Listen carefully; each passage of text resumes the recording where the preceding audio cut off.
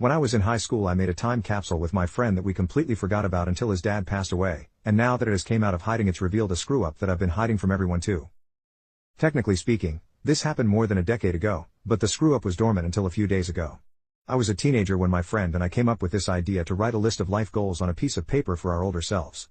We placed our papers inside a lockable box without showing each other what we wrote.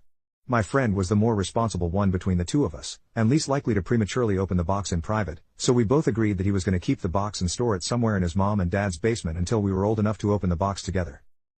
Life went on and eventually we forgot about the box. Fast forward to my friend's father passing away, which left my friend with the house he grew up in, but no living parents. My friend made plans to turn the house into an Airbnb. I got an unexpected call from him a couple of weeks ago. We were no longer as close, so phone calls between us were somewhat uncommon. He informed me about his dad, the house, and then, he mentioned what he found in his mom and dad's basement. The box.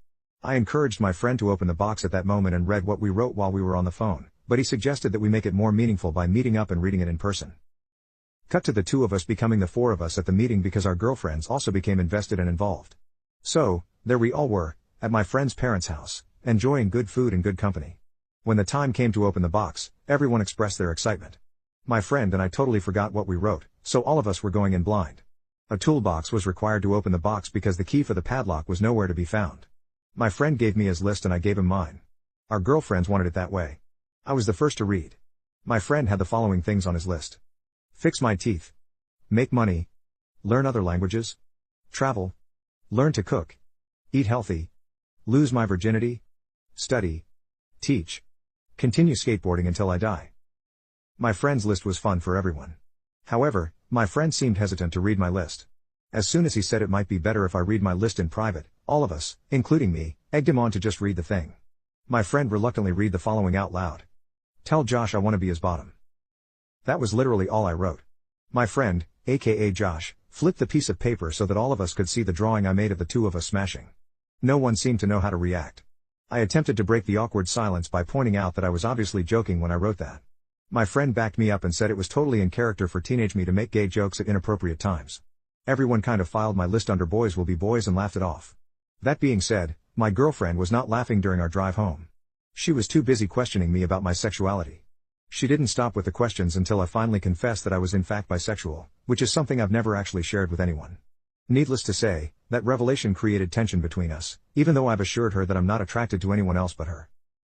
Pessimism is telling me that I should brace myself for a breakup. Update.